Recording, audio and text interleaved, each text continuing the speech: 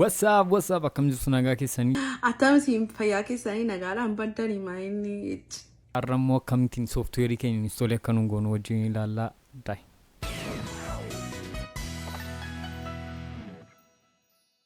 Muuziqaa keenya jechuudhaaf haardweerii nu barbaachisan heddii guuttannee booddee gara kamitti darbinaa sooftiweeriitti darbinaa jechuudha. Sooftiweerii baay'een keenya kan itti fayyadamnu keessaa Cubaseedha jechuudha kan ilaallu. Cubase keessaati immoo almost hundumti keenya yoo kan itti fayyadamnu Cubase 5 irratti kaanaa jechuudha. Sooftiweericha immoo eessaati argannee akka nu daawunloodii goonuu fi akkamitti akka nu sooftiweerichatti fayyadamnu hin ilaallaa jechuudha.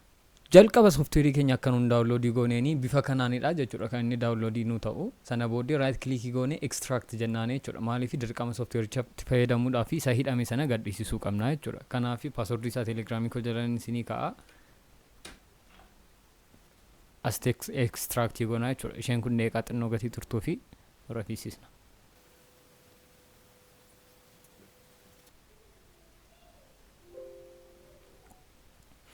Sooftiweeriin keenya bifa kanaan eddiin nu fixee booddee immoo sanuun extract godhe kana keessa galla jechuudha. Eddii as keessa gallee booddee kunoo ishee kan jirti air kan jettu jirti. Ishee kana fuunee mount goona jechuudha. Mount eddii gooneeti setup kan jedhu keessatti isa booddee isa run as administration seedun right click goone run as administration seedu irratti okay goona jechuudha. Sana booddee tokko tokkoon komponentichi keessa jiran install nu goggoodha. Install jenna as bukkeetti termiisa accept gochuu qabna kanaaf accept jennaane jechuudha. Next jenna install baqa ammoo kana salphaadha jechuudha. Kanaaf isheen kunis xinnoo isheen turtii infisisna.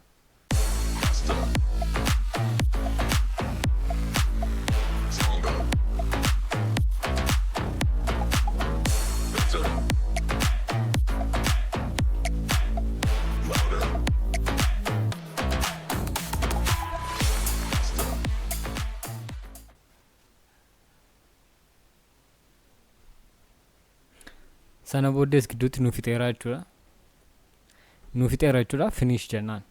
Kana booddee akkuma sanaadha jechuudha.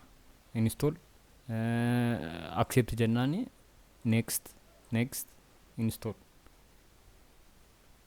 qallaali finish.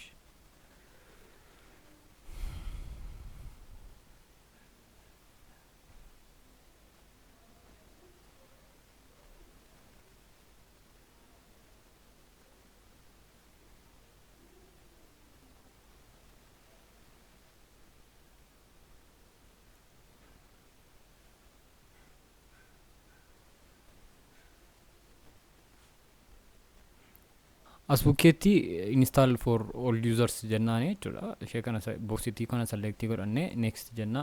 As bukkeettis akkuma silaa accept gochuu qabna termii isaanii next install finish.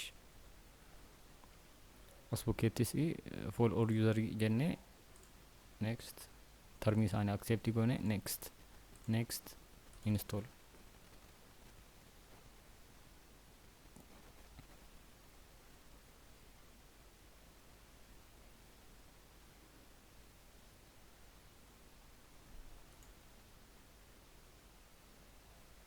Akkuma silaa goggoon kan wanti haaraan jiru jechuudha.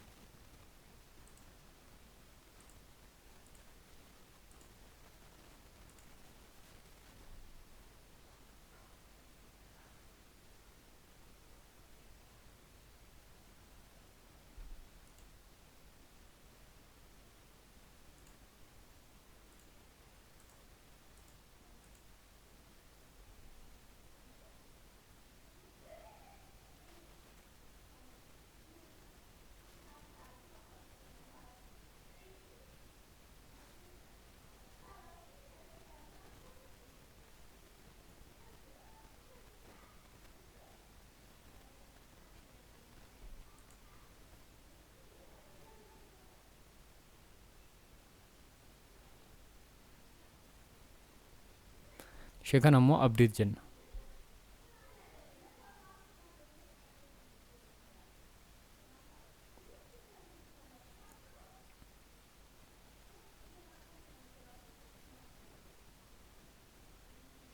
finish,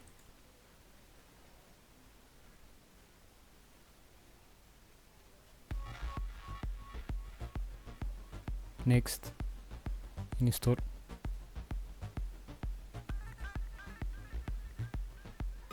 finish.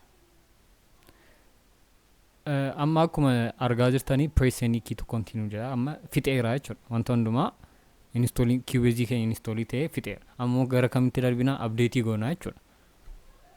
Keyboard keenya irraa waama tokkotti space or entry waama tokkotti buune almost fixeera jechuudha. Kanaaf amma kana nu hafe maalla update gochuu. Kanaaf amma maal goona dudduubatti deebinee update goona jechuudha. Shee kana setup share to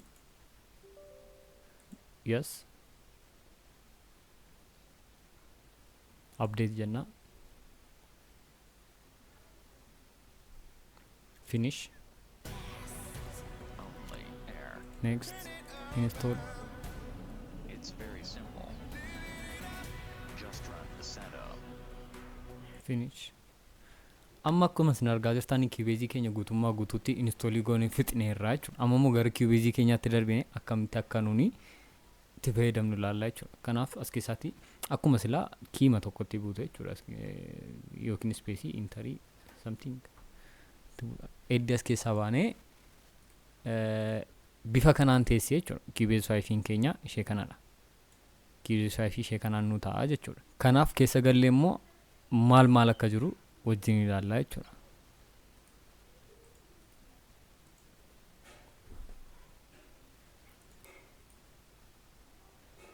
Open,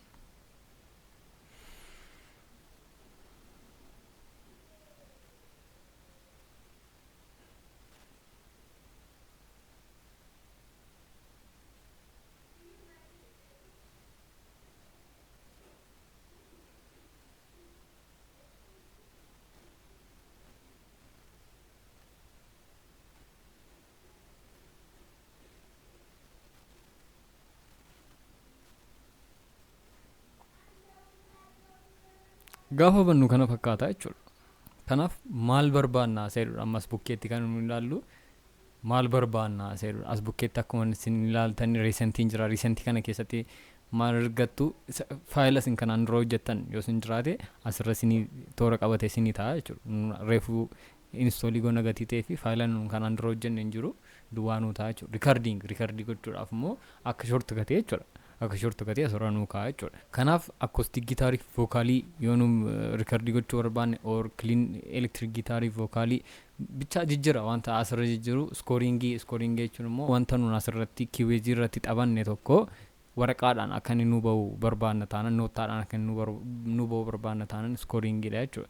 Productions jechuun immoo ritmoota adda addaadha kuni blues, classic rock, dance, electro, hip hop, jazz, metal jedhee itti fufaa jechuudha. Masteringin kun immoo maallaa masterii gaafa nu goonu isa itti dhufna akkamitti masterii akka goonu. Masteringin kun immoo maallaa kana filannee shortcutiidha bitaa jechuudha. Kanaaf nun haaraa projektii haaraa hojjechuu gatii nun barbaanuu fi qixxa kana create kan jettu jirti. Create sanatti buuna jechuudha. Register now, already registered, remind military. Kana jechuun registerii gochuu barbaadamoo already registerii ta'eeramoo booddee si yaadachiisu maal kan jirudha jechuudha. Kanaaf already registered yoo jennee wanti dhufu hin jira jechuudha. Kanaaf hin guddifannaa. Kana dhagaa Cubase jechuun. Cubasein kanadha. Kun workspace keenyadha. Asirratti wanta nu hojjechuu qabnu hunda isaan hojjennaa. Kan wajjin ilaallu ta'a jechuudha. Viidiyoo taanutti immoo maal goona jechuudha. Akkamittiin akka nuun Cubase kana itti fayyadamuu dandeenyudha jechuudha. Muuziqaa tokko Cubase irratti akkamitti akka nuun hojjechuu dandeenyu itti fayyadama isaa kan wajjin ilaallaa jechuudha. Subscribe, like, share gochuun irraanfatinaa.